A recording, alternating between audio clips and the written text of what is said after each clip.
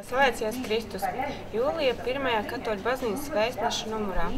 To pamata jaunai Viesītes Svētā Franciska katoļu baznīcai.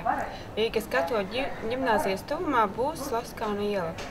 Jauni nominēti Rīgas arhidiecēzes priesteriem. Vatikāna ziņas. Iznākusi Franciska pirmā enciklika Lumen Fidei. Būt kristietim, ļaut sevi atjaunot. Baznīca pasaulē. Eiropas bīskapi Varšavā pārunā situāciju Eiropā.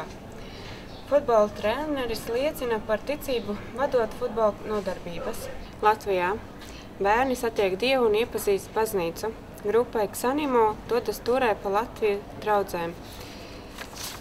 Intervija Mūzikas ceļš mūža garumā ar Ievu Lazdāni. Dievišķās laulības Kameduliešu klosterī.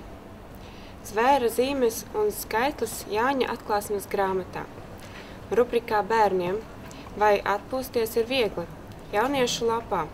Diskutējot par ceļiem pie Dieva. Iespēdi no Lietuvas jauniešu dienām Kaunijā.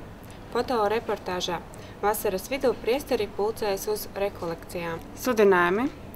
Pieteikšanās studijām Rārzī, Oasis nometne jūlijā.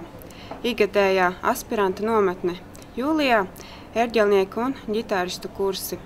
Jauniešu grupu tikšanās Baldarās Jaunās Marijas debesīs uzņemšanas draudzēs. Ludzas katoļu draudzes rekolekcijas jauniešiem. Sākas Rīgas Svētā Antona baznīcas celtniecība Ķengergā. Piezvanot pa tālruni var ziedot.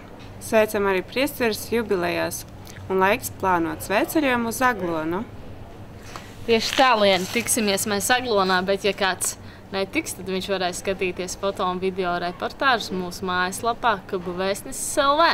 Pagaidām viss. Tieši tā, un jau 1. augustā izejam no Rīgas.